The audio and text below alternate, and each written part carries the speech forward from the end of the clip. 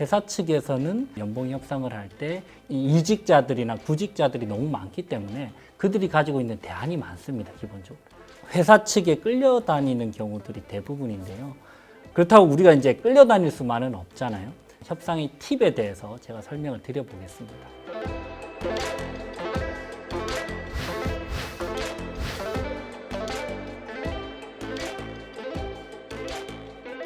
연봉 협상이 사실 항상 힘듭니다. 연봉 협상을 할 수 있는 기회 자체가 없는 경우들이 많고요.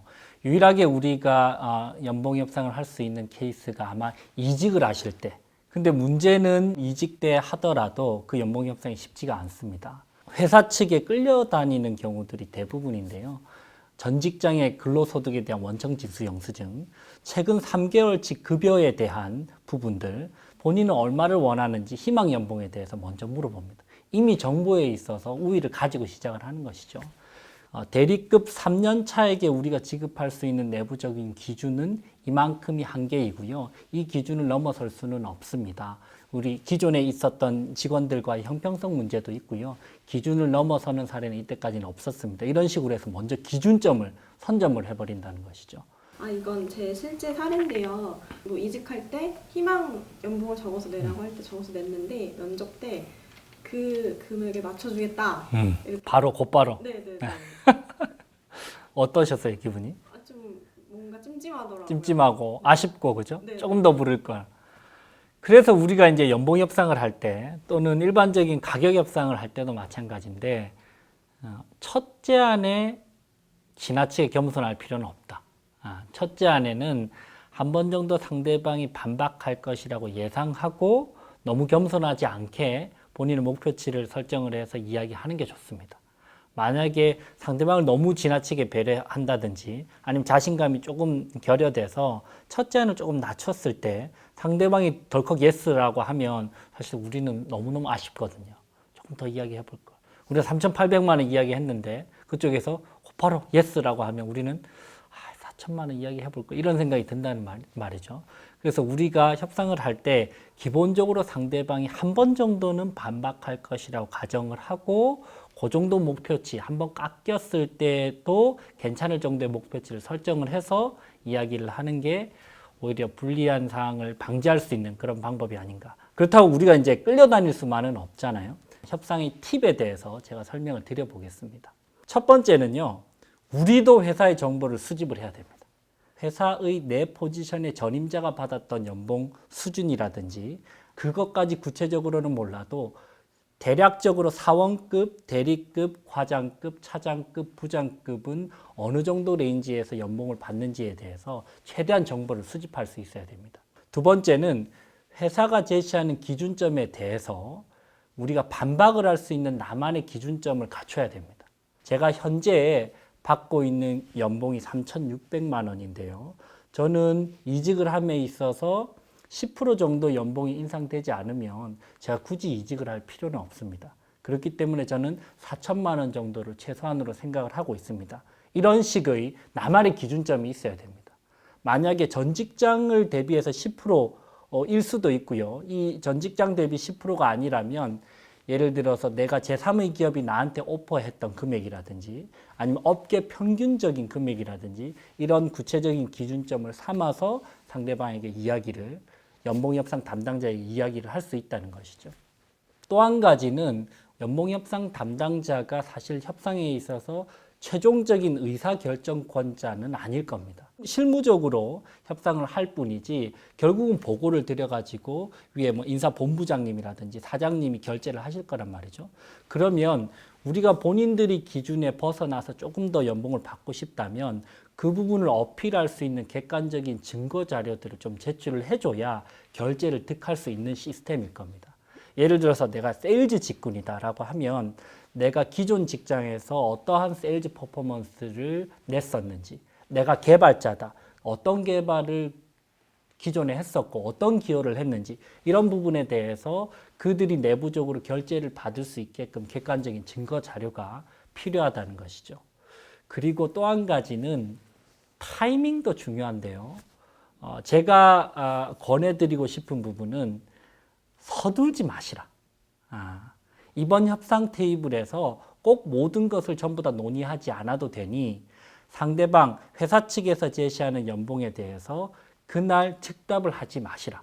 즉답을 하고 나서 돌아오는 길에 아씨 내가 이거 이야기했었을 걸 너무 아쉽네.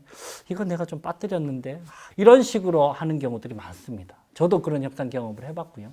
근데 여러분들 즉답을 하게 되면 실수가 나오게 되고요. 여러분들이 즉답을 하는 게 상대방의 만족도 측면에서도 별로 좋지 않습니다.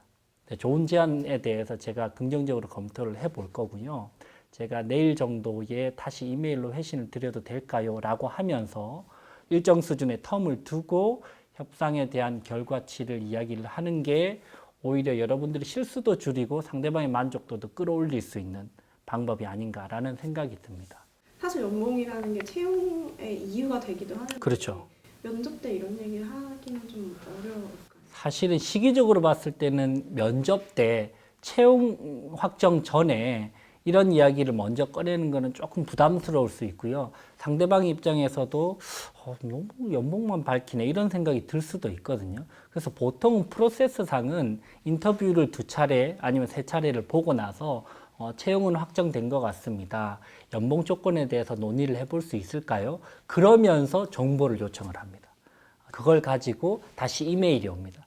저희가 내부적으로는 이 정도 수준까지 드릴 수 있을 것 같은데요. 한번 고민해 보시고 알려주십시오. 이런 식으로 진행되는 경우들이 있고 아니면 실제는 이제 협상 테이블에서 인사 담당자 이야기를 하는 경우들도 있는데 타이밍상으로 보면 기본적으로는 채용은 확정되고 나서 연봉이나 부대 조건들에 대해서 논의하는 경우들이 많죠. 예. 연봉 협상을 하신다고 해서 연봉에만 집착하실 필요는 없습니다. 연봉에 대한 수치에 대해서만 너무 집착하시지 마시고요. 연봉 이외의 것들에 대해서 내가 부수적으로 어떤 것들을 요구하고 받아낼 수 있을지에 대해서도 생각을 해보셔야 됩니다. 연봉 이외의 것들이 생각보다 많거든요. 본인의 직급이라든지 아니면 업무 범위라든지 근무 시간이라든지 아니면 재택근무를 할 수 있는지 여부, 휴가는 며칠인지 여부, 성과금은 어떻게 되는지 여부, 스타트업이나 벤처기업들 같은 경우에는 본인이 스톡옵션을 요구할 수 있는지 여부, 여러 가지 조건들이 많이 있을 수 있기 때문에 연봉 이외에 내가 최대한 어떤 것들을 이야기하고 주고받을 수 있을지에 대해서도 생각을 해보시기 바랍니다. 이걸 다 얘기하다 보면 내가 너무 깐깐해 보이거나 사전에 좀 책 잡혀 보이는 거 아닐까 하는 네. 걱정이 좀 들긴 할 것 같아요. 맞아요. 본인의 연봉 협상을 할 때, 연봉을 요구를 할 때 그 매너가 되게 중요한데요. 아무런 근거 없이 떼쓰듯이 이야기하면 저 사람 뭐 가진 것도 없이 저렇게 요구만 많이 하네, 권리만 주장하네 라고 이야기를 할 수 있을 겁니다. 그죠? 근데 본인이 연봉협상 담당자에게 이야기를 할 때 제가 말씀드렸던 어떤 근거 자료들, 그리고 기존의 연봉을 얼마 받았는지, 그리고 본인의 역량을 입증할 수 있는 증빙 자료, 이런 것들을 가지고 접근을 하면 오히려 당당하게 이야기를 할 수 있으면서도 저 사람이 막무가내로 저렇게 이야기하는 건 아니구나. 저 사람 이야기는 합리적인 면이 있구나. 라고 생각을 할 거기 때문에 그 커뮤니케이션 방식 자체, 톤 자체는 어떤 식으로 접근하실 것인지에 대해서는 고민을 해보셔야 될 것 같습니다. 그럼에도 불구하고 내가 원하는 만큼을 얻어내지 못하는 경우들도 있습니다. 그죠? 내가 어느 정도 기대치를 가지고 접근을 했는데 아무리 뒤흔들어도 회사 측에서 꿈쩍도 하지 않는 경우들도 있는데 그럴 경우에는 제가 말씀드렸다시피 여러 가지 부대 조건들을 이야기해보고 그리고 내가 만족되지 못했던 그 조건에 대해서는 다시 한번 연말 정도에 재협의를 할 수 있는 여지를 두는 것도 방법일 것 같습니다. 이 모든 협상의 기술들을 활용을 할 때 근원적으로 여러분들이 고민하셔야 될 부분은요. 과연 여러분들이 충분히 매력적인 역량을 가지고 있는 사람인가에 대한 근원적인 고민을 해보셔야 됩니다. 보통 연봉협상 관계에서는 회사 측이 갑이고요. 이직자가 을인 경우들이 많은데 그렇게 끌려다닐 수밖에 없는 이유는 본인이 대체 가능한 존재이기 때문입니다. 대부분은. 만약에 본인이 세일즈에 있어서는 정말 끝장난 역량을 가지고 있다. 아니면 본인이 세무나 회계 담당자인데 숫자에 있어서는 너무 탁월하다. 이렇다면 사실 연봉협상에 있어서 굳이 끌려다닐 필요는 없거든요. 궁극적으로는 여러분들이 어떤 부분에 있어서 어떤 역량에 있어서 대체 불가능성을 확보하시는 게 여러분들이 근원적으로 연봉 협상을 수월하게 그리고 유리하게 이끌어 나갈 수 있는 전략이 아닐까라는 생각이 듭니다.